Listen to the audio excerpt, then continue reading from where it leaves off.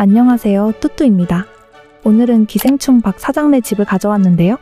지난 영상 댓글에 혹시 영화 기생충에 나왔던 부잣집 건축 가능할까요? 라는 댓글이 달렸는데 그 댓글을 보자마자 도전 욕구가 폭발했습니다. 저는 댓글에 의해 움직이는 단순한 인간이니까요. 기생충 하면 떠오르는 이미지가 있죠? 깔끔한 모던 하우스, 그런데 묘하게 차가운 분위기. 심지에서는 어떻게 구현될지 궁금하지 않으신가요? 또 저는 건축을 하면서 이런 집에서 살아보고 싶다는 생각이 계속 들더라고요. 하지만 제 통장은 허락해주지 않습니다. 그래서 심즈 유저들이라도 이 집에서 살 수 있게 만들었습니다. 단, 집이 비싸니까 심즈 속에서도 열심히 돈 벌어 오셔야 합니다. 현실과 다를 게 없네요. 자, 그럼 기생충 속 부잣집 바로 가보시죠. 여기는 빈든부르크의 드레스덴 하우스인데요. 여기에 박 사장님 집을 지을 거니까 기존에 있던 집은 철거해줬습니다. 원래 여기 살던 심들도 내쫓아줬어요. 그 녀석들은 아마 다른 곳에서 잘 살 거예요. 박 사장님 집이 도시 중심보다는 외곽에 있는 것 같더라고요. 여기 부지가 딱인 것 같아 여기에 지어줬습니다. 영화 기생충을 보면 계획이라는 단어가 언급이 참 많이 되는데요. 명대사 중에 너는 계획이 다 있구나. 라는 대사가 있죠. 그래서 저도 계획을 세웠습니다. 무작정 건물을 짓기보단 영화와 인터넷 자료를 참고해서 설계도를 먼저 만들었는데요. 영화를 보면 모든 일이 계획대로 되진 않죠? 네, 저도 그랬습니다. 제가 지금 보여드리는 설계도는 참고만 해주세요. 이미지를 보고 안에 가구를 놓다가 구조를 많이 바꿔줬습니다. 이 집을 보면 전체적으로 집이 높죠? 빈부격차를 높낮이로 표현했다고 하더라고요. 지면과 닿아 있는 부분에 차고가 있고 옆 계단을 통해 올라가면 건물이 나오는데요. 그래서 저는 1층에 차고를 두고 2층부터 건물을 올려줬어요. 네? 지금 건물 만드는 거 아니냐고요? 맞아요. 이 계획도 까먹고 건물부터 올렸답니다. 그래서 만들어둔 방들을 다 복사해서 2층으로 올려줬어요. 그 사실은 모든 구조를 다 잡은 후 알았답니다. 구조 다 잡았으니 신나게 벽 칠하려고 했다가 차고가 1층에 없어서 알았어요. 저 바보 아닙니다. 건물 구조를 다 잡고 1층을 박 사장님네 땅만큼 쭉 늘려줬어요. 지대가 높으니까 심들이 떨어질 위험이 없게 절반 벽으로 쭉 둘러줍니다. 이렇게 보니까 땅에 비해 건물은 꽤 작은 편이네요. 건물의 지붕은 플랫폼과 절반 벽을 이용해 네모로 표현했습니다. 영화에서 건물의 지붕을 알아보기가 쉽지 않았는데 인터넷에 참고 자료가 꽤 있어서 그걸 바탕으로 만들었습니다. 여기는 건물의 뒷부분인데요. 건물의 뒷면 찾기가 정말 힘들더라고요. 다행히 한 장을 찾아서 참고해서 만들었어요. 정말 복잡하게 생겼네요. 이제 정말 구조를 다 잡았으니 신나게 색칠해 주었습니다. 건물 머리부터 외벽까지 싹 칠해줬어요. 색을 입히고 나니까 너무 예쁘네요. 창문과 울타리도 잊지 않고 배치해줍니다. 색칠도 다 해줬으니 조경을 해줘야겠죠. 이 집은 집 입구에서 현관까지 가는 돌길이 있는데요. 이렇게 대각선으로 한번 꺾인 길이에요. 그런데 도저히 영화 속 집이랑 비슷하지 않아서 구조 조정을 한 번 더 해줬습니다. 저 진짜 바보 아닙니다. 드디어 예쁘게 길을 깔았어요. 각도를 맞추는 게 정말 쉽지가 않네요. 이제 나무를 심어줄 건데요. 이 집의 큰 특징이 정원에 들어오면 마치 다른 세상에 온 것처럼 나무가 빽빽하게 둘러져 있다는 건데요. 저도 그 느낌을 표현해봤습니다. 먼저 가장 바깥엔 큰 나무를 놓아줍니다. 큰 아이들이 작은 아이들을 지켜줄 거예요. 뭔 소리지? 다음으로 안쪽엔 작고 동글동글한 나무를 심어줍니다. 이 나무들 동글동글 귀엽지 않나요? 역시 부잣집은 다르네요. 저도 여기 나무로 태어났으면 동글동글 관리를 받을 수 있었을까요? 뭔 소리? 나무를 빼곡하게 심어주면 이런 모습입니다. 정원이 정말 프라이빗하네요. 내부를 건들기 전에 차고부터 만들어줬어요. 임시로 달아두었던 문을 뜯어주고 스팬드럴과 기둥을 달아줬습니다. 비가 와도 차고에 물이 차지 않게 배수로도 깔아주었어요. 저는 이렇게 벽장식을 겹쳐서 회전시켜 차고의 문을 표현해봤어요. 저는 영화의 거의 마지막 부분인 다송이의 생일 파티 시점으로 건축을 해봤는데요. 이땐 차고에 문이 애매하게 걸려있죠. 영화에선 이 파티도 계획되지 않은 상황이었잖아요. 저는 계획이라는 말이 계획이 다 있구나. 정말 기억에 오래 남을 것 같아요. 스포일 수 있으니까 더 말하진 않겠습니다. 아직 기생충을 안 보신 분은 한 번쯤은 꼭 보면 좋을 것 같아요. 다음으로 주방입니다. 마음에 드는 하부장이 없어서 하부장과 상부장을 겹쳐 배치해줬어요. 주방을 만들고 있었는데요. 너무 넓더라고요. 왜 저는 한 번에 크기 계산을 못하는 걸까요? 편집으로 날렸지만 구조 수정하는데 1시간 넘게 걸렸습니다. 최대한 빨리 영상을 올리고 싶어서 요즘 거의 심즈만 하고 있는데요. 네, 저 지금 늦은 이유에 대해 설명하는 겁니다. 특히 이번 영상은 구조 수정이 많았습니다. 그래서 만드는 과정은 짧게 보여드리고 마무리로 내부 투어를 준비했어요. 다음엔 더 잘해볼게요. 다시 본론으로 돌아와서 주방에 꼭 필요한 가전들을 놓아주고 한쪽 벽엔 장식장을 잔뜩 배치했습니다. 주방에서 지하 창고로 내려가는 계단을 장식장이 이렇게 두르고 있더라고요. 싱크대 옆엔 쓰레기통도 배치했습니다. 기생충 보신 분들 이 쓰레기통 아시죠? 저도 디테일을 추가해봤습니다. 다음은 거실을 채워줄 건데요. 거실은 차고와 연결된 계단이 있는 구조예요. 거실에 독특한 모양의 테이블도 만들어서 배치해주고 스피커도 배치해줍니다. 이 집엔 강아지 3마리가 같이 살고 있는데요. 인터폰 위에 강아지들 사진이 걸려있답니다. 아쉽게도 그런 그림은 없어서 동물 3마리가 있는 그림으로 대체해줬어요. 거실 뒤로 연결되는 복도엔 작은 바가 있더라고요. 위에 있는 선반에 술을 두고 꺼내 마시는 것 같아서 저도 선반을 제작하여 와인을 배치해줬습니다. 여기 살게 된다면 여기서 술 한잔 하고 싶네요. 와인잔 거치대와 벽 조명으로 이 공간을 마무리했습니다. 이렇게 해서 영화에서 나온 1층의 공간은 마무리되었어요. 구조적으로 빈 공간이 생기는데 저 공간은 저희 상상력으로 채워봤습니다. 2층엔 딸 다혜와 아들 다송이의 방이 나오는데요. 각 방의 분위기가 달라서 방을 꾸미는데 재밌었습니다. 다혜의 방은 굉장히 고급스럽고 깔끔한 화이트의 우드톤이 특징이에요. 안쪽에 비슷한 침대를 하나 골라서 배치해주고 그 옆으로 협탁을 2개 배치했습니다. 침대 주위로 벽 선반이 쭉 둘러져 있는데요. 드림하우스 팩의 벽 선반을 활용하여 표현해 주었습니다. 선반 아래에 은은한 벽 조명을 둘러줬어요. 창가 쪽엔 다혜의 책상을 배치해주고 바로 옆에 책장을 배치하여 다혜 방은 간단하게 마무리했어요. 다음으로 다송이 방입니다. 이 방은 천장 높이가 다르더라고요. 게임 특성상 천장을 낮출 순 없어서 창문으로 대신 표현해 주었습니다. 다송이는 미술 치료를 받고 있는 아이예요. 또 예술가인 척 하는 아이로 묘사되기도 하는데요. 그래서인지 방이 정말 가득 차 있더라고요. 이 방의 특징은 방 한가운데에 놓여있는 텐트와 이젤이라고 할 수 있어요.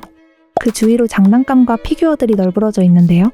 피규어들이 다 창가를 보고 있다는 사실 알고 계셨나요? 저는 이 건축을 하기 전에 기생충을 2번 봤는데 지금 알았습니다. 어떤 의미가 숨어 있을까요? 정말 궁금하네요.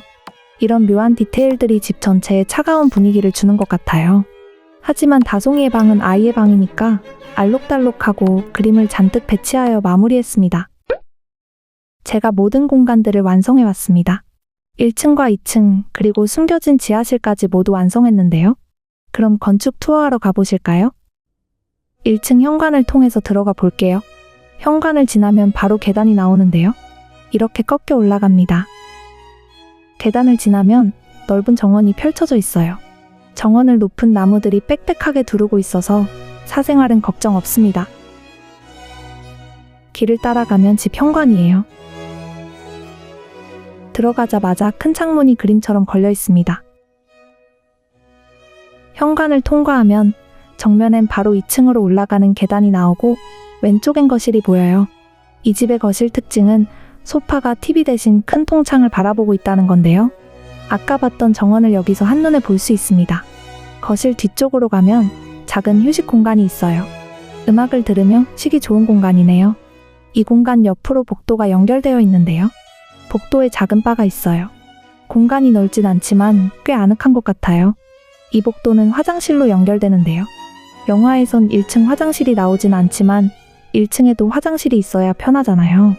그래서 여기에 준비해봤습니다. 전체적인 분위기를 해치지 않게 최대한 깔끔하게 표현해봤어요.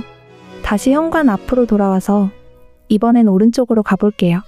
오른쪽으로 이어지는 벽엔 다송이가 그린 그림이 걸려있어요. 저는 갤러리 아트를 활용하여 표현해 주었습니다. 벽을 쭉 따라가면 가족들의 식사 공간과 주방을 만날 수 있는데요. 벽 한 면엔 장식장이 쭉 붙어 있고 그 사이로 지하 창고로 내려갈 수 있어요. 주방엔 푸른 빛의 조명이 있는데 이 조명이 차갑고 묘한 분위기를 보여주는 것 같아요. 여기 주방과 바로 연결되는 문이 하나 있는데요. 이 문은 가정부의 공간으로 통합니다. 들어오자마자 바로 왼쪽은 가정부가 사용하는 화장실을 만들었어요. 이 화장실은 욕조 대신 샤워기만 배치했습니다. 화장실 밖으로 나오면 꽤 넓은 공간이 나오는데요. 이 공간은 다 통로로 썼습니다. 영화에서 인물들의 동선을 길게 해서 통로를 지날 때마다 새로운 이야기가 나오게 설계를 했다고 해요. 그래서 저도 이 공간을 다 통로로 써봤습니다. 정면에 보이는 방은 가정부의 방입니다. 모던하지만 어딘가 어수선한 느낌을 주고 싶었어요. 이 방에서 바로 왼쪽에도 방이 하나 있는데요. 여긴 세탁실과 연결됩니다. 이렇게 주방과 가정부 공간을 분리해주니까 분명 같은 집인데 다른 분위기가 나지 않나요? 세탁실에도 문이 하나 있는데요. 여긴 야외로 연결됩니다. 여기에 쓰레기를 처리하시면 됩니다. 다시 현관으로 돌아와서 이제 2층으로 가볼게요. 계단을 올라와서 바로 오른쪽은 다송이의 방으로 가는 복도가 길게 있어요. 복도 끝엔 그림이 걸려 있습니다. 여기가 다송이 방인데요. 지금까지 방 분위기랑 많이 다르죠? 여기저기 널브러져 있는 장난감과 천장엔 크리스마스를 상징하는 장식을 걸어주었습니다. 텐트 뒤로는 다송이가 직접 그린 그림도 붙여주었어요. 다송이 방을 나오면 복도 끝에 다혜의 방이 보입니다. 다혜 방 가는 길에 세면대도 있고요. 이 방도 거실처럼 벽 한 면이 큰 통창으로 되어 있어요. 다송이 방과는 다르게 차분한 색감을 많이 썼습니다. 다혜 방을 나와서 아까 봤던 세면대 옆에 2층 화장실이 있어요. 2층이니까 욕조 앞에 큰 통창을 배치해서 경치를 볼 수 있게 만들어 봤어요.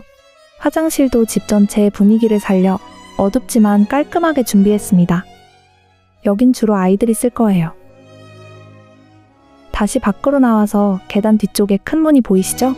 영화에선 나오지 않는 공간이지만 여긴 부부 공간으로 이어집니다. 문을 지나면 또 문들이 보이는데요.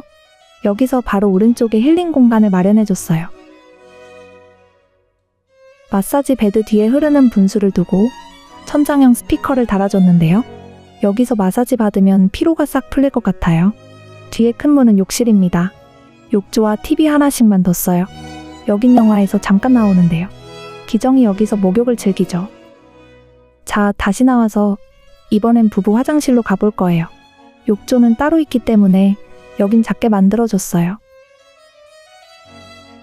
대신 화장실 옆에 사우나실을 마련했답니다. 여긴 큰 통창이 둘러있어서 좁지만 전혀 답답하지 않아요. 사우나 하면서 음료도 즐길 수 있게 스파용 냉장고도 두었답니다. 화장실 밖으로 나오면 오른쪽에 드레스룸을 만들었어요. 부자들 드레스룸은 훨씬 크겠지만 사우나를 포기할 수 없어서 여길 좀 줄였습니다. 이제 부부 침실로 가볼까요? 문 옆에 소파를 배치해서 여기서도 쉴 수 있게 만들었어요. 뒤에 창문에서 햇살 들어오는 거 너무 예쁘지 않나요? 침대 공간은 커튼을 높게 쳐서 은밀하지만 답답하지 않게 만들었어요. 침대 바로 앞엔 TV가 있어서 누워서 영화도 볼 수 있답니다. 부부 침실엔 큰 창문이 없어서 좀 답답했거든요. 그래서 사우나실을 마주보는 벽에 창을 내서 그 너머로 시원한 뷰가 이어지도록 했습니다. 덕분에 침실은 프라이버시를 지키면서도 개방감 있는 풍경까지 챙겼죠. 완전 이득 아닌가요? 또 침실은 베란다랑도 통해서 시원한 바람을 맞으며 뷰를 즐길 수도 있답니다. 다시 1층 주방으로 내려왔어요.